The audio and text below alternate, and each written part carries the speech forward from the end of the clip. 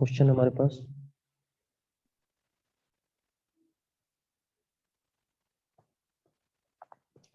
Potential energy of particle is changes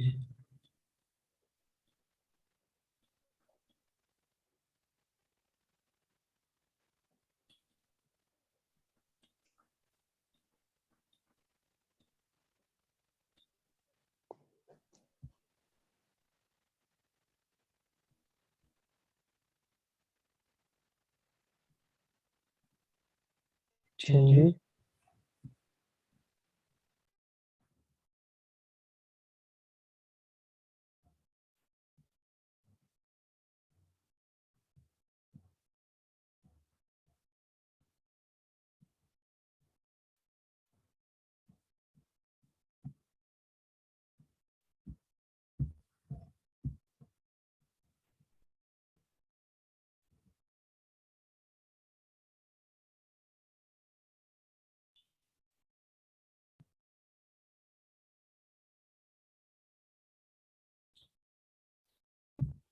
respect to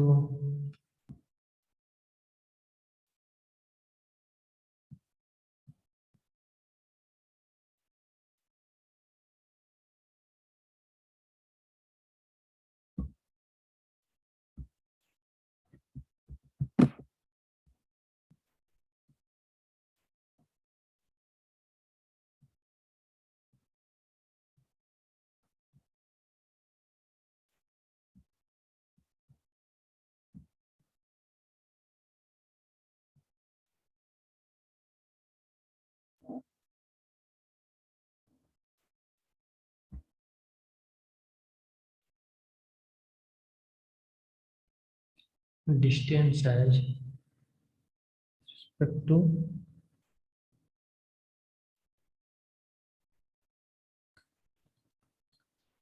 distance as u is equal to x square by 2 minus 2x, where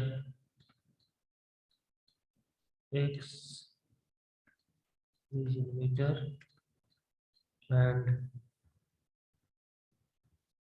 u in joule.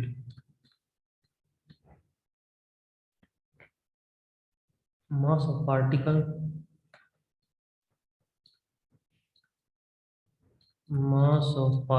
is 2 kg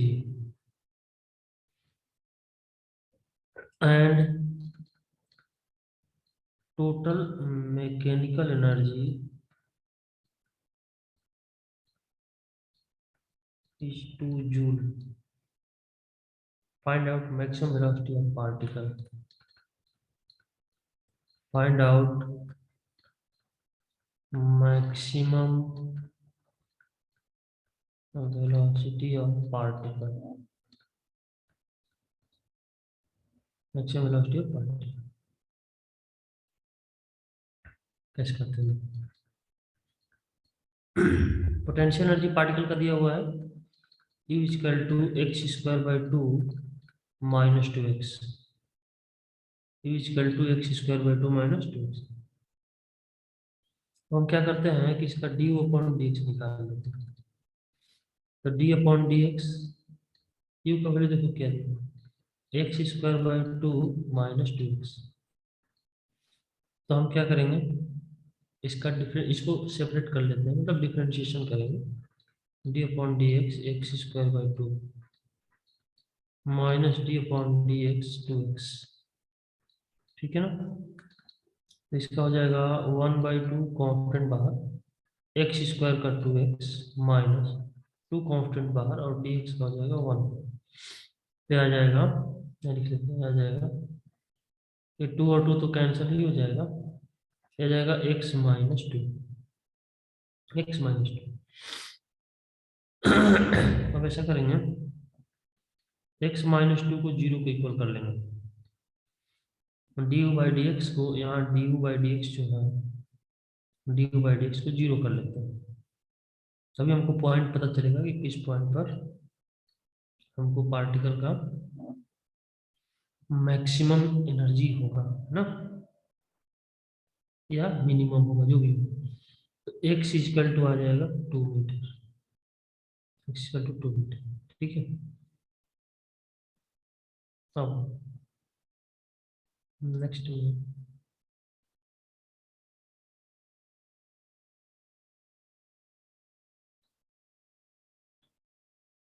निकालेंगे d2u dx2 specific d upon d x d upon d x, ऐसे लिख सकते हैं d x, d upon d x को value निकालें x minus 2, तो आ जाएगा d x upon d x minus d upon d x into 2, sorry, तो इसका वैल्यू आ जाएगा 1, ये तो 0 हो जाएगा, ये तो पॉजिटिव वैल्यू आ गया, मतलब ग्रेटर देन 0 आ गया, यानी यह मिनिमम होगा, कह सकते हैं it is minimum at x equal to 2 metre, 2 metre पर क्या होगा, मिनिमम होगा। यू मिनिमम आएगा कितना, हम देख लेते हैं। यू मिनिमम जो आ जाएगा वो आ जाएगा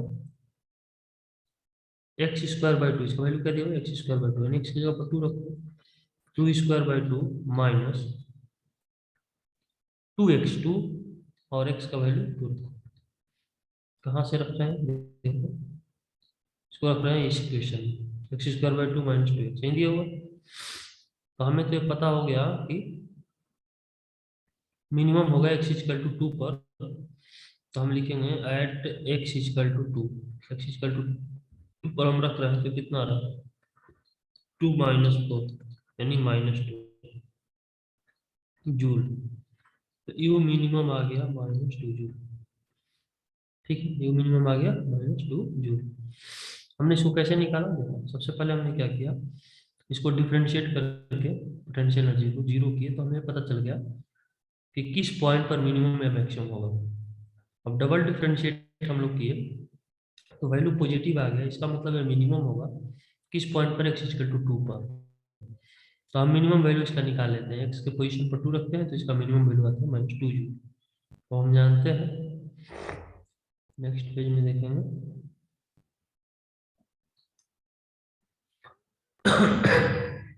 total mechanical energy, total mechanical energy equal to kinetic energy plus potential energy, ये मिनिमम होगा और इसको अपन मैक्सिमम कर लें। तो टोटल दिया हुआ है 2 जूल, ये क्वेश्चन में दिया हुआ, और एक काइनेटिक एनर्जी तो रहेगा रहेगा, इसका वैल्यू हमने निकाला -2 जूल, अभी निकाले हमने -2, ये जूल में है। इसको इधर लाते हैं तो काइनेटिक एनर्जी आ जाता है 4। काइनेटिक एनर्जी इक्वल टू लिख सकते हैं हाफ एम वी मैक्स का स्क्वायर।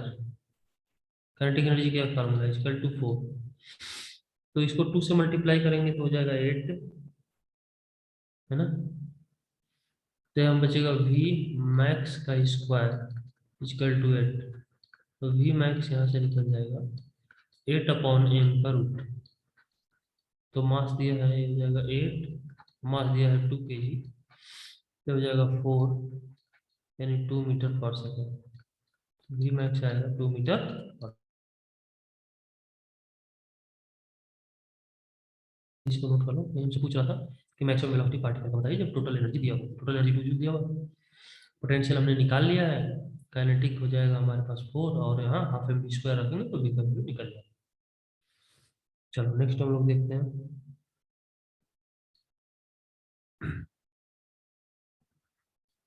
क्वेश्चन है total mechanical energy, total mechanical energy of system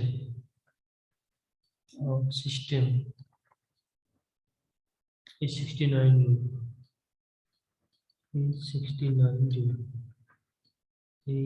is 69 joule, and potential energy changes, and potential energy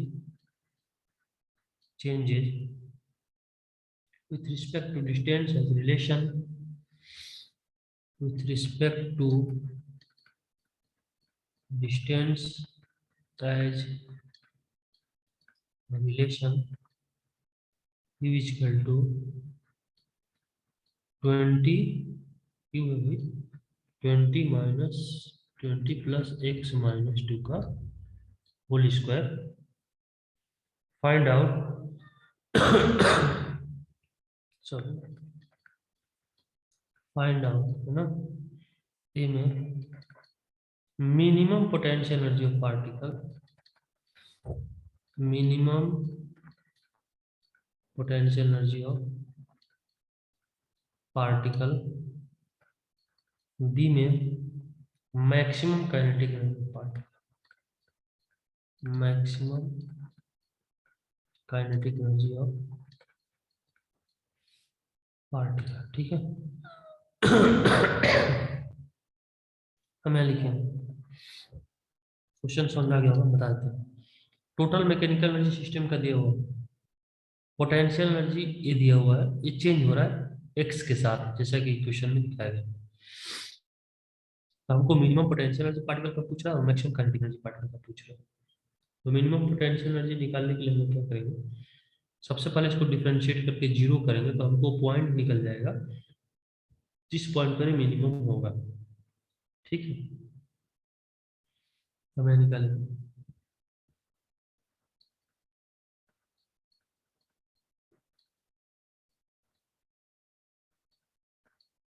ठीक है ना. इसको निकालेंगे डी अपॉन डी एक्स. तो लिख सकते हैं भाई D upon d x 20 plus x minus 2 का होल स्क्वायर. इसको डिफरेंशिएट करना है तो डी अपॉन डी एक्स तो 20 हो जाएगा plus D upon d x तो कितना हो जाएगा एक्स माइनस 2 का होल स्क्वायर है ना. हमने सेपरेट कर लिया. तो ये तो कांस्टेंट टर्म है, कांस्टेंट टर्म का डिफरेंशिएशन हो जाएगा जीरो, तो टर्म तो जीरो हो जाएगा. आगे देखते हैं इसका निकलेगा तो आ जाएगा d upon d x equal to x minus d upon d x minus 2 का होल स्क्वायर तो जाएगा 2 और एक्स माइनस 2. फिर इन साइड का होगा तो एक्स का हो जाएगा 1 और 2 का तो जीरो है, कोई दिक्कत नहीं. तो 2 into x minus 2 D upon d x. इसको हम लोग जीरो के बराबर कर दें तो हमें पॉइंट पता चल जाता है. ठीक है ना. तो हो जाएगा zero equal to x minus 2, x का वैल्यू आ जाएगा 2 मीटर. ठीक है ना. एक्स का वैल्यू 2 मीटर. हम लोग क्या करेंगे यानी एक्स इक्वल टू 2 मीटर पर ये तो मैक्सिमम मिनिमम होगा. अब देखते हैं मैक्सिमम होगा या मिनिमम होगा. मिनिमम पूछ रहा है तो मिनिमम आएगा. इसको निकालने के लिए हम लोग क्या करेंगे d two u d x two का वैल्यू निकालते हैं. तो डी अपॉन डी एक्स और ये हो जाएगा D u upon d x. ठीक है ना. तो हम लोग क्या करते हैं देखो यहाँ लिखेंगे डी अपॉन डी एक्स और D u upon d x का वैल्यू हमने निकाला है कितना आएगा 2x 2 इंटू एक्स माइनस 2. तो 2 इंटू एक्स माइनस 2 आ जाएगा. तो डी अपॉन डी एक्स ये हो जाएगा 2x माइनस 4 हो जाएगा. हमने मल्टीप्लाई कर दिया तो ये हो जाएगा 2 D x upon d x minus d upon d x 4. और कॉन्स्टेंट है तो इसका डिफरेंशिएशन हो जाएगा जीरो. तो 2 इंटू 1 यानी डी टू यू है sorry d two u upon d x 2 का वैल्यू आ गया 2. ठीक है ना. ये पॉजिटिव वैल्यू आ गया यानी ग्रेटर देन जीरो आ गया. पॉजिटिव वैल्यू ग्रेटर निकाल सकते हैं u is minimum at x equal to 2 metre. x equal to 2 metre पर u क्या मिनिमम होगा. तो u मिनिमम हम लोग निकाल सकते हैं. कैसे u मिनिमम निकालेंगे x का वैल्यू हम लोग 2 रख लेंगे क्योंकि 2 पर तो मिनिमम आ रहा है. तो u मिनिमम कहाँ से निकालेंगे देखो इस इक्वेशन में रखेंगे u का वैल्यू x के पोजीशन पर 2 रख लेंगे तो आ जाएगा ये तो 20 है 20 प्लस x के पोजीशन पर 2 माइनस 2 का होल स्क्वायर. ये टर्म तो जीरो हो जाएगा, 2 - 2 0, तो बचेगा कितना 20 जूल। तो यू मिनिमम जो आ जाएगा वो 20 जूल आ जाएगा, ठीक है ना, यू मिनिमम आ जाएगा 20 जूल। ये पार्ट हमसे ही पूछ रहा है, क्वेश्चन का ये पार्ट में पूछ रहा था यू मिनिमम बताइए, तो हमने यू मिनिमम निकाल लिया 20 जूल। अब देखते हैं, अब कह रहा है काइनेटिक एनर्जी मैक्सिमम बताइए। हम यहाँ लिख सकते हैं total mechanical energy is equal to kinetic energy maximum plus potential energy minimum. तो टोटल मैकेनिकल एनर्जी 69 दिया है, और काइनेटिक एनर्जी मैक्सिमम तो हमको निकालना ही है, ठीक है ना। अब पोटेंशियल एनर्जी मिनिमम निकाले 20, 20 को इधर लाएंगे तो काइनेटिक एनर्जी मैक्सिमम हमको निकल जाएगा 49 जूल। ये आंसर आएगा बी पार्ट का, ये बी पार्ट का सकता है, बी पार्ट का ही आएगा, सेकंड पार्ट का जो भी, ठीक।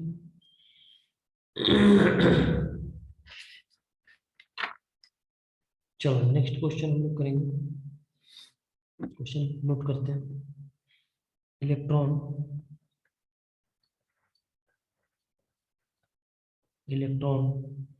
rotate around the nucleus, rotate around the nucleus, rotate around the nucleus in a circular path,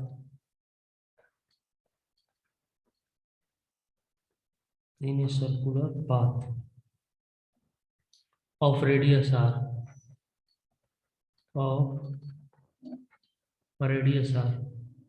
Its potential energy changes, its potential energy is changes, potential energy changes with respect to radius, with respect to radius as relation U is equal to k upon r to the power n. Mass of electron m, mass of electron is m. Potential energy at infinity, potential energy at infinity is 0. Infinity potential energy हो जाएगा। Find ये part हम लोग लिखेंगे, force applied on particle, force applied on particle. B part हम लोग लिखेंगे kinetic energy of particle, kinetic energy of particle. और उसी तरह सी पार्ट, क्वेश्चन का सी पार्ट में लिखेंगे total mechanical energy of particle, total mechanical energy of particle. और डी पार्ट हम लोग लिखेंगे time period of its rotation, time period of its rotation, ठीक है ना, time period of its rotation. मतलब क्लियर है, कह रहा है कि electron rotates around the nucleus, electron nucleus के चारों तरफ ये रोटेट कर रहा है, सर्कुलर पाथ में इसका रेडियस आर है। इसका पोटेंशियल एनर्जी दिया हुआ है, ये दिया हुआ कि upon r power n, mass of electron m है, और पोटेंशियल एनर्जी इन्फिनिटी पर क्या दिया हुआ है 0। तो फर्स्ट में पूछ रहा है force applied on particle, b part में पूछ रहा है kinetic energy of particle, c में टोटल, ये देखो याद रखना है total mechanical energy of particle, time period of its rotation, ठीक है। हम देखते हैं कैसे करते हैं, ठीक है।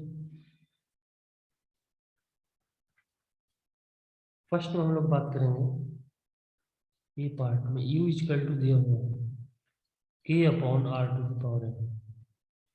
तो फोर्स का वैल्यू हम जानते हैं क्या होता है minus d upon d r, तो लिखेंगे minus d upon d r, और U का वैल्यू यहाँ से रख लेंगे K upon R to the power n, है ना। तो यहाँ से जो हमारे पास आएगा, K तो कॉन्स्टेंट है बाहर में, तो ये माइनस रहेगा डी अपॉन डी आर, और r to the power minus है, ऐसा करते हैं इसको ऊपर ले जाते हैं तो पावर यहाँ प्लस है तो माइनस हो जाता है, तो हमारे पास आता है माइनस के तो है, पावर कोफिशिएंट में लाते हैं और पावर में से 1 माइनस करेंगे तो माइनस इन माइनस, तो ये तो हो जाएगा के एन अपॉन, इसको नीचे ला तो r to the power n plus force का वैल्यू है k n upon r to the power n plus 1। ठीक है, अब बी पार्ट में पूछ रहा है या माइनस होने, ध्यान रखना, बी पार्ट में यहाँ माइनस होने, भाई फिर से लिखता हूँ ध्यान, बी पार्ट में क्या है, एफ सी इजकल टू होता है m B square upon r, b part का एफ सी हमने निकाला है, क्या निकाला, k n upon r to the power n plus 1 equal to m B square upon r, तो एम बी स्क्वायर यहाँ से निकाल सकते हैं, ठीक है ना, एम बी स्क्वायर आएगा, डायरेक्ट लिख लेते हैं, एम बी स्क्वायर का वैल्यू आएगा k n upon r to the power, नहीं आएगा, इसको सॉल्व करें तो काइनेटिक एनर्जी क्या होता है, हाफ एम बी स्क्वायर, यही पूछ रहा था हमसे, तो हाफ एम बी स्क्वायर, तो हाफ तो रहेगा, एम बी स्क्वायर का वैल्यू यहाँ से निकाले हैं k n upon r to the power, तो यही आ जाएगा kinetic energy, kinetic energy half into k n upon r to the power n, m यहाँ देखो 20 हो रहा है, एम को हमको रखना पड़ेगा, नहीं एम बी स्क्वायर का वैल्यू तो यहाँ है ही ना, एम बी स्क्वायर का वैल्यू यही है कि n r to the power, सही है 1/2 एम बी स्क्वायर की जगह k n r to the power, सही वेरी गुड, ठीक है, ये सही है। चलो नेक्स्ट हम लोग बात करते हैं, इसमें पूछ रहा है कि टोटल मैकेनिकल एनर्जी बताइए सी पार्ट में, तो टोटल मैकेनिकल एनर्जी क्या होता है, kinetic energy plus potential energy, तो काइनेटिक एनर्जी तो अभी हमने निकाला है k n upon r to the power n plus potential energy हमको दिया है k r to the power n, ठीक है ना, k r to the power n, k upon r to the power N,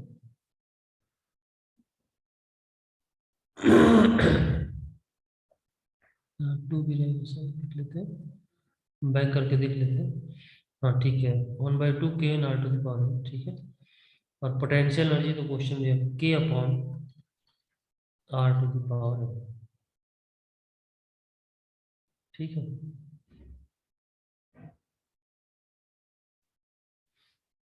चलो डी पार्ट देख लेते हैं, डी पार्ट में करा टाइम पीरियड होता है, टाइम पीरियड होगा 2 पाई आर अपॉन वी, मतलब टोटल डिस्टेंस पर टोटल टाइम, तो जब ये सर्कल में इसमें न्यूक्लियस मूव कर रहा है जिसका रेडियस आर है, टोटल डिस्टेंस सरकमफ्रेंस के बराबर होगा 2 पाई आर, और कुछ भी वेलोसिटी से मूव कर रहा होगा तो अपन v, distance upon v time period आ जाएगा, तो हम यहाँ लिख सकते हैं 2 पाई आर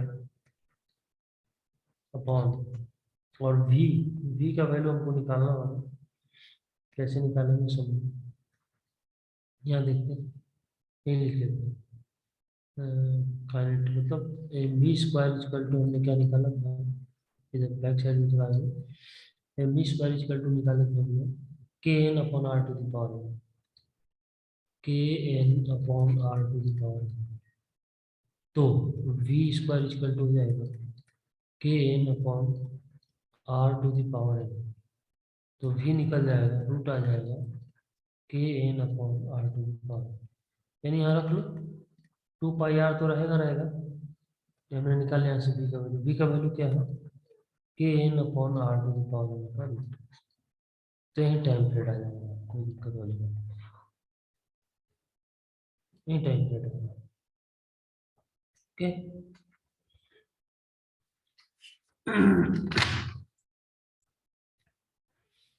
चलो नेक्स्ट हम लोग बात करते हैं,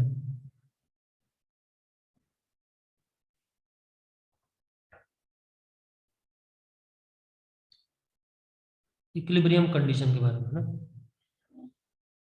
इक्विलिब्रियम कंडीशन, इक्विलिब्रियम कंडीशन बहुत सिंपल है। पहला जो होगा उसको बोलेंगे स्टेबल इक्विलिब्रियम। क्या बोलेंगे? Stable equilibrium. Stable equilibrium. दूसरा जो होगा वो कहलाएगा unstable equilibrium. Unstable equilibrium.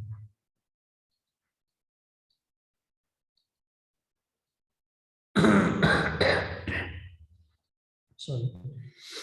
Third में जो होगा उसको बोलेंगे न्यूट्रल इक्विलिब्रियम। Neutral equilibrium. ठीक है ना। फर्स्ट सिचुएशन में देखो, इक्विलिब्रियम में तो तभी होगा जब कोई भी इक्विलिब्रियम में फोर्स तो जीरो ही होना है। तो सभी में फोर्स जीरो होना चाहिए। चाहे कोई भी इक्विलिब्रियम हो, फोर्स क्या होना चाहिए? जीरो। तो सब में तो फोर्स जीरो हो जाएगा। दूसरा हम लोग का D u upon d are का वैल्यू भी जीरो होना चाहिए। D u upon d are का वैल्यू भी जीरो होना चाहिए। ठीक है। थर्ड कंडीशन क्या है? यहाँ जो है यू मिनिमम होना चाहिए। स्टेबल में यू मिनिमम, अनस्टेबल में यू मैक्सिमम होना चाहिए। इसमें क्या होना चाहिए? यू कांस्टेंट होना चाहिए। ठीक है। यू कांस्टेंट होना चाहिए या जीरो होना चाहिए। तीन कंडीशन है। ठीक है। प्रथम हम लोग क्या करेंगे? फोर्थ में d t u d r two का वैल्यू आना चाहिए पॉजिटिव, ग्रेटर देन जीरो। साथ ही साथ इसमें जो होना चाहिए d t u d r two का वैल्यू निगेटिव होना चाहिए, लेस देन जीरो। और इसमें जो होना चाहिए, यानी लिख लेते हैं d two u upon d r two, इसका वैल्यू जीरो होना चाहिए। ये चार कंडीशन हमें ध्यान रखना है। पहला तो ये स्टेबल में, अनस्टेबल में, न्यूट्रल में, सभी में फोर्स जो है वो जीरो होगा। साथ ही साथ D u upon d are सभी में जीरो होगा। ये ध्यान रखना है। स्टेबल में, स्टेबल इक्विलिब्रियम में पोटेंशियल एनर्जी मिनिमम होना चाहिए। अनस्टेबल में पोटेंशियल एनर्जी मैक्सिमम होना चाहिए।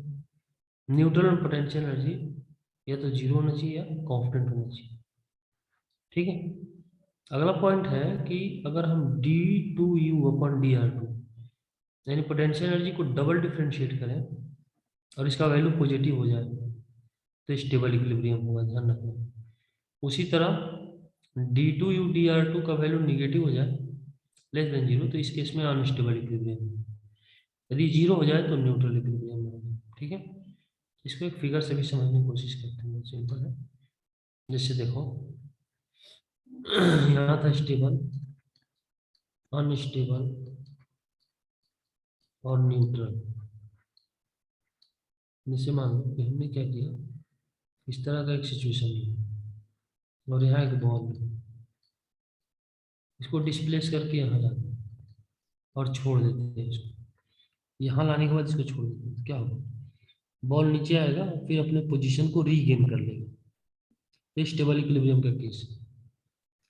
यानी पार्टिकल को डिस्प्लेस करके हम छोड़ दें तो पार्टिकल अपने पोजीशन को गेन कर लेता है, ये कहलाता है stable equilibrium.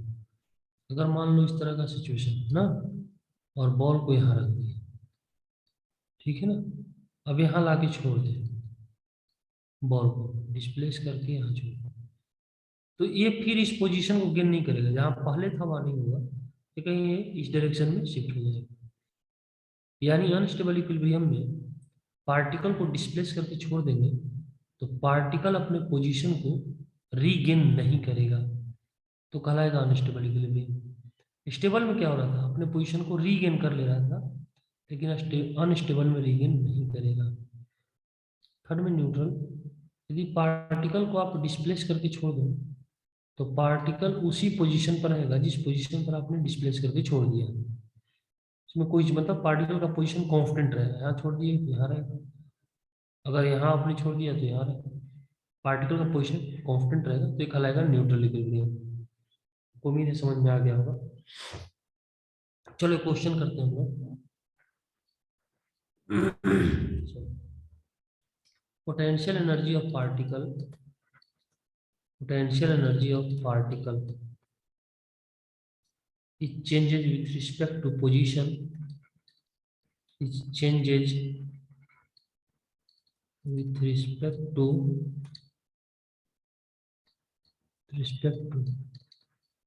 position, changes with respect to as u is equal to ax minus bx square. Identify type of equilibrium and position of equilibrium. Identify type of equilibrium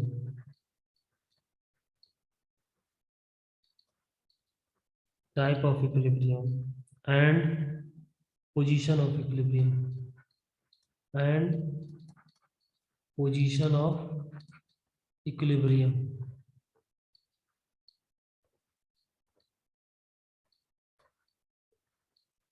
position of equilibrium, ठीक है ना। पहले इसको note कर लो, फिर बात करते हैं।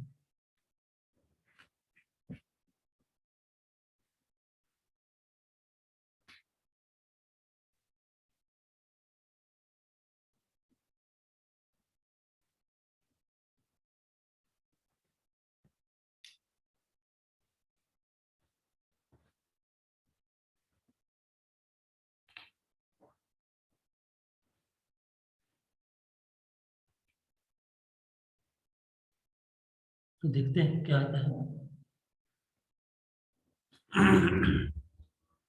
सॉरी,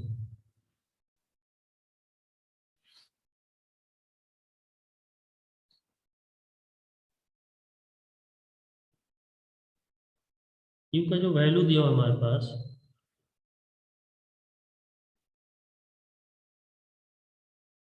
वो दिया है यू इक्वल टू, लिख सकते हैं u equal to x minus b x square,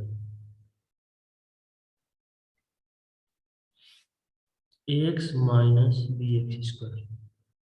ऐसा करते हैं डी अपॉन डी एक्स निकालते हैं। तो d upon d x, u का वैल्यू हमें पता है x minus b x square, तो ए कॉन्स्टेंट बाहर हो जाएगा d x upon d x minus b constant बाहर हो जाएगा d upon d x x square. तो a d x upon d x का वैल्यू 1 माइनस बी और एक्स स्क्वायर का वैल्यू हो जाएगा 2x, तो ये माइनस 2bx ये आ गया। अब हमें निकालना होगा कि किस पॉइंट पर मिनिमम या मैक्सिमम होगा, तो डी अपॉन डी एक्स को जीरो कर देते हैं, ए माइनस 2bx।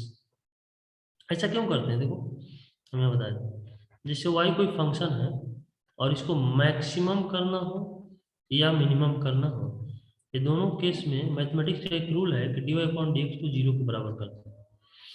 फिर हमें वो पॉइंट पता चल जाता है कि किस पॉइंट पर मैक्सिमम मिनिमम होगा, वही हमने किया। हमको किसको करना है, यू को, जैसे यहाँ वाई को करना था यहाँ यू को करना है, तो हमने D u upon d x निकाला और इसको जीरो के इक्वल कर दिया, तो आ जाएगा 2bx इक्वल टू ए। तो यहाँ से x का वैल्यू निकल जाएगा, x इक्वल टू आएगा ए अपॉन 2b, ए अपॉन 2b, x हमने निकाल लिया। अब क्या करेंगे, अब हम इसको डबल डिफ्रेंशिएट करेंगे। जैसे u को हमने वन टाइम डिफ्रेंशिएट किया तो डी अपॉन डी एक्स आ गया, तो हम लोग क्या करेंगे कि u को अगेन डिफ्रेंशिएट करेंगे, मतलब d2u dx2 निकालेंगे, देखते हैं क्या आता है। तो हमने निकाला था du upon d x equal to a minus 2bx। हम ऐसा करते हैं dt और dx2 निकाल, इसको अपन ऐसे लिख सकते हैं d अपॉन डी एक्स और du अपॉन डी एक्स, है ना। तो मैं लिखेंगे d अपॉन डी एक्स और d अपॉन डी एक्स का वैल्यू देखो यहाँ निकालें, क्या निकालेंगे, a माइनस 2bx ये निकालें। इसको हम लोग सेपरेट कर लेंगे, क्या करेंगे separate, d upon d x a minus d upon d x 2bx, तो कांस्टेंट टर्म है तो जीरो हो जाएगा, तो minus 2b dx upon d x, यानी माइनस 2b आ गया। ध्यान रखना कि हमने इसको डबल डिफरेंशिएट कर दिया तो निगेटिव आ गया, यानी लेस देन जीरो कर सकते हैं। जब ये लेस देन जीरो आ गया तो ये क्या होगा, मैक्सिमम का केस होगा, u is maximum at x equal to a upon 2b। u जो है मैक्सिमम होगा, ठीक है ना, x equal to a upon 2b पर। तो हमने अभी बताया था, क्या बताया था, देखो पोटेंशियल एनर्जी जो मैक्सिमम होगा, पोटेंशियल एनर्जी क्या होगा, मैक्सिमम, देख लो यू मैक्सिमम होगा तो कौन सा इक्विलिब्रियम होगा, अनस्टेबल इक्विलिब्रियम। तो यहाँ हमने जब कैलकुलेट किया तो क्या आ गया, निगेटिव वैल्यू आ गया। आगे देखते हैं, यहाँ निगेटिव वैल्यू आ गया, यानी क्लियर है मैक्सिमम होगा x equal to v by two. यानी जब पोटेंशियल एनर्जी मैक्सिमम होगा तो अनस्टेबल इक्विलिब्रियम होता है, अनस्टेबल इक्विलिब्रियम। ये पूछ रहा था हमको कौन सा इक्विलिब्रियम होगा, तो हमें ध्यान रखना होगा अनस्टेबल इक्विलिब्रियम इस केस में होगा, ठीक है ना, इसको नोट कर लो।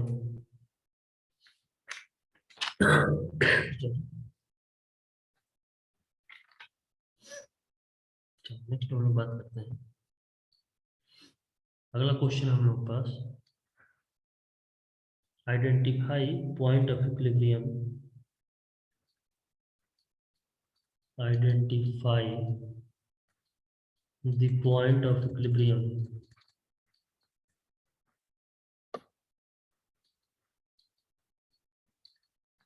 The point of equilibrium and type of equilibrium, and type of equilibrium, and type of equilibrium according to the given curve, according to the given curve, according to the given curve, है ना। तो देखो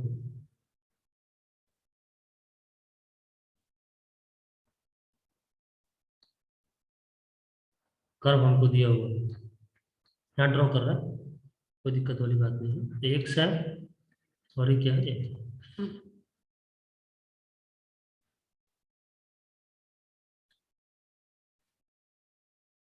ठीक है ना।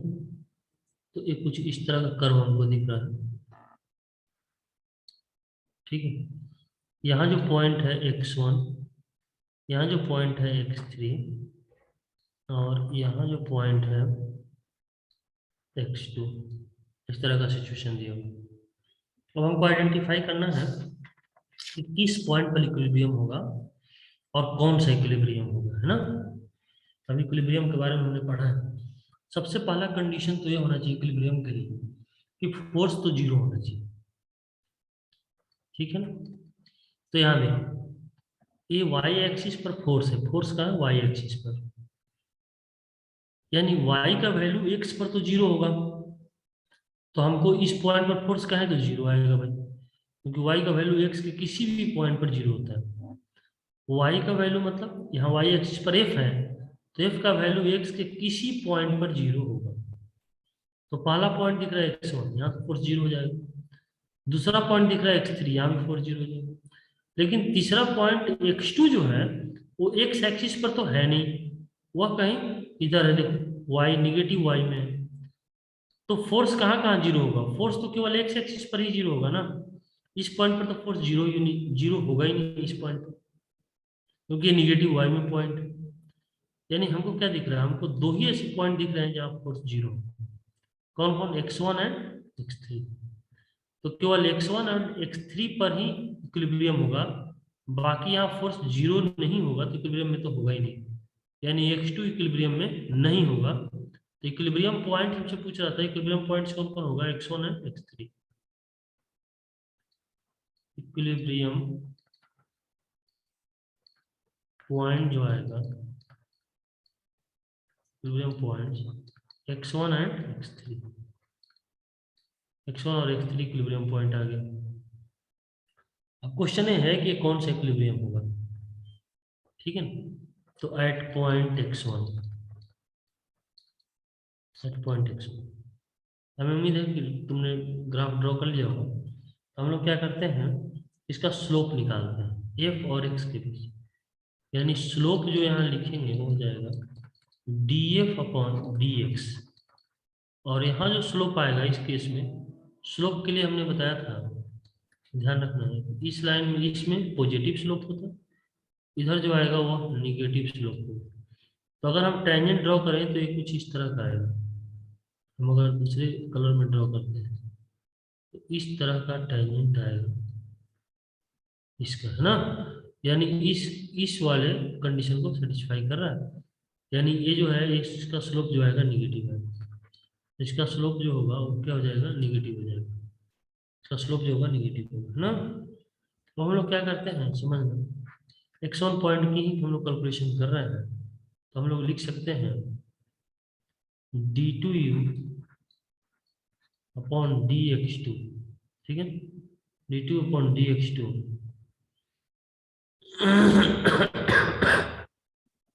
Sorry ठीक है ना, सॉरी। तो हम लोग क्या देखना है, d2u अपॉन dx2, है ना, ये जो है वो क्या है, निगेटिव। तो मैं लिख सकते हैं d upon d x, du upon dx, और ये आ जाएगा नेगेटिव वैल्यू। तो अब हम लोग क्या करेंगे, du अपॉन dx की जगह पे क्या लिख सकते हैं हम, तो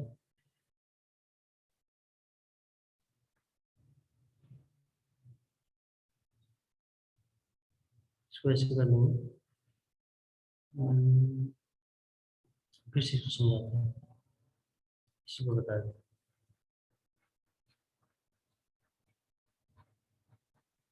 देखो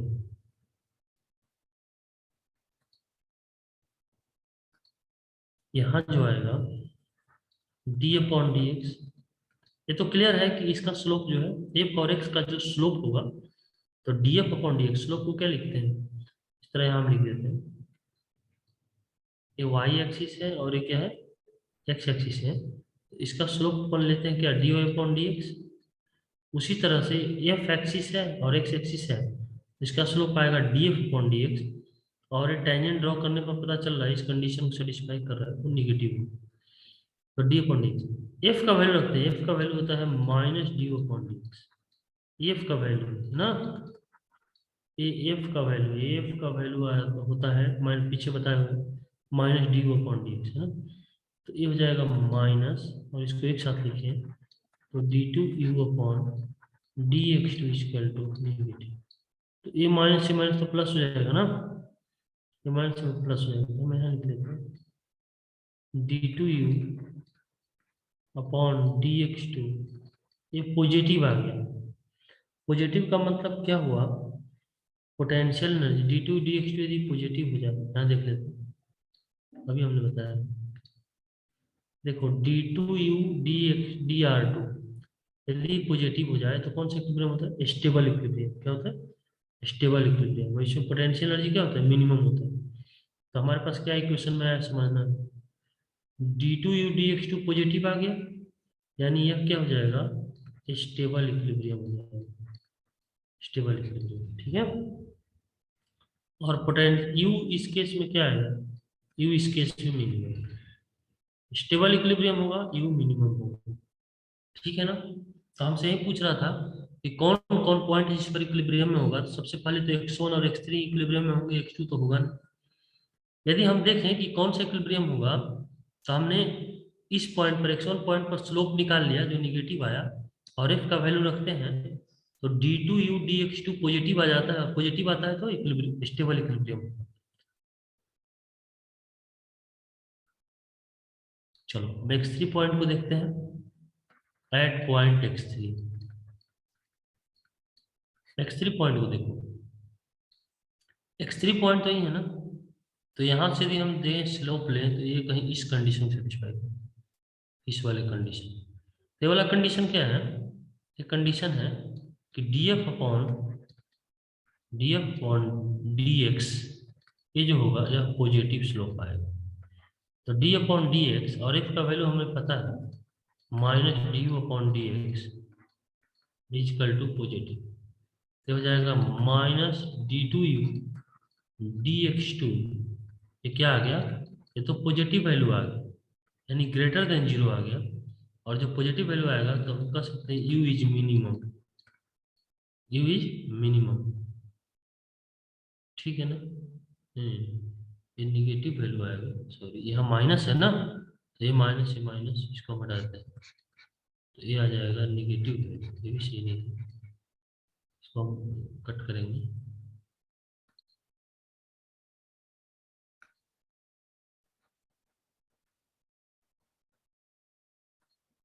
ये तो पॉजिटिव था ही हमारे पास। अच्छा, अब हम यहाँ लिखेंगे d2u dx2, ये माइनस और ये प्लस हो जाएगा निगेटिव। निगेटिव का मतलब लेस देन जीरो, और निगेटिव वैल्यू आता है तो हमें पता होना चाहिए कौन सा इक्विलिब्रियम, देख लेते हैं। हमने बताया अभी, देखो देखो, यदि ये निगेटिव आएगा d2u dr2, उसी तरह आया है d2u dx2, यदि निगेटिव आ जाए तो इस केस में अनस्टेबल इक्विलिब्रियम होगा और u मैक्सिमम होगा, इसका ध्यान रखना है। तो इस केस में अनस्टेबल इक्विलिब्रियम आएगा, अनस्टेबल इस केस में आएगा इक्विलिब्रियम, और अनस्टेबल इक्विलिब्रियम तो होगा ही होगा, साथ ही साथ क्या होगा, यू मैक्सिमम होगा इस केस में, एंड यू मैक्सिमम। तो ये दो पॉइंट हमको निकालना था, ठीक है, तो हमने निकाल लिया। चलो नेक्स्ट में बात करते हैं।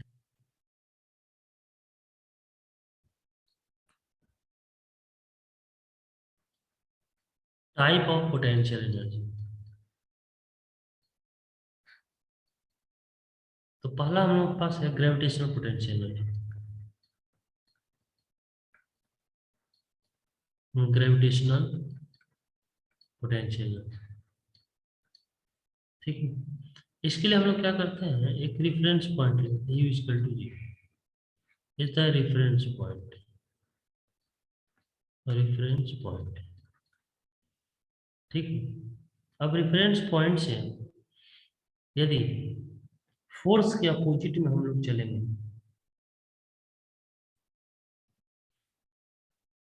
मतलब अगर पार्टिकल कहीं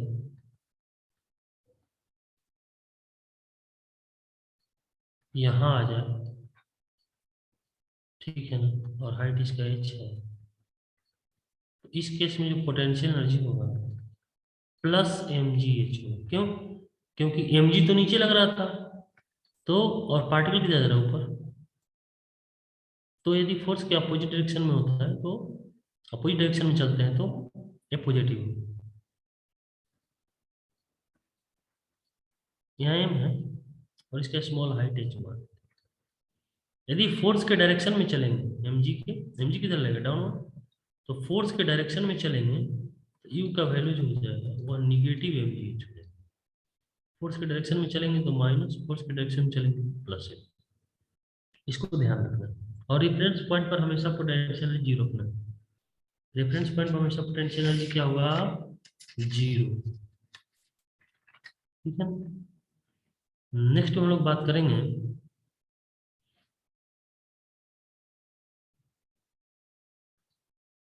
और वो है स्प्रिंग पोटेंशियल एनर्जी, या फिर इसी को हम लोग इलास्टिक पोटेंशियल एनर्जी बोलते हैं, स्प्रिंग पोटेंशियल एनर्जी और इलास्टिक पोटेंशियल एनर्जी। इसका वैल्यू याद रखना है, U equal to half x square, या फिर इसी को लिख सकते हैं हाफ एफ एक्स, या फिर इसी को लिख सकते हैं एफ स्क्वायर अपॉन 2k, यही होता है। स्प्रिंग पोटेंशियल एनर्जी जो होगा वही होगा हाफ के एक्स स्क्वायर, हाफ के एक्स स्क्वायर होगा, साथ ही साथ क्या होगा, हाफ एफ इंटू एक्स। ये कैसे होगा, देखो यहाँ से के और एक्स, एक एक्स को के के साथ रख ले तो एफ हो जाएगा, क्योंकि यहाँ जो फोर्स लगता है स्प्रिंग में वो कितना लगता है, एफ इक्वल टू के एक्स, हम मैग्नीट्यूड की बात करें, एफ इक्वल टू के एक्स, तो वही लिखा के और एक्स एक साथ रख लिया तो उसकी जगह पर एफ हो गया इंटू एक्स। उसी तरह से हम लिख सकते हैं एफ स्क्वायर अपॉन 2k, तो ये रिलेशन हमको ध्यान रखना है। उसी तरह हम लोग नेक्स्ट में बात करेंगे, सेकंड था स्प्रिंग पोटेंशियल एनर्जी, थर्ड में हम लोग बात करेंगे, और थर्ड में होगा electrostatic potential energy, electrostatic potential energy. तो इलेक्ट्रोस्टैटिक पोटेंशियल एनर्जी क्या होता है, ठीक है ना, मान लो यहाँ पॉइंट चार्ज है Q1 और इससे r डिस्टेंस पर दूसरा पॉइंट चार्ज है Q2। इस केस में इलेक्ट्रोस्टैटिक पोटेंशियल एनर्जी U का वैल्यू आएगा K Q1 Q2 upon R। इसको हम लोग डिटेल में डिस्कस करेंगे जब इलेक्ट्रोस्टैट में पढ़ेंगे। ठीक है, अभी ध्यान रखना है कि इलेक्ट्रोस्टैटिक पोटेंशियल एनर्जी होता है K Q1 Q2 upon R। ठीक है, इसके बाद इंट्रामोलिकुलर पोटेंशियल एनर्जी भी होता है बाय द वे। तो हम लोग पोटेंशियल एनर्जी की सारी सिचुएशन को देख लिए है ना। अब हम लोग क्वेश्चन करेंगे, अब हम लोग जो बात करेंगे काइनेटिक एनर्जी के बारे में। तो ऐसा करते हैं, ठीक है ना, इसको अगले ही क्लास में करेंगे।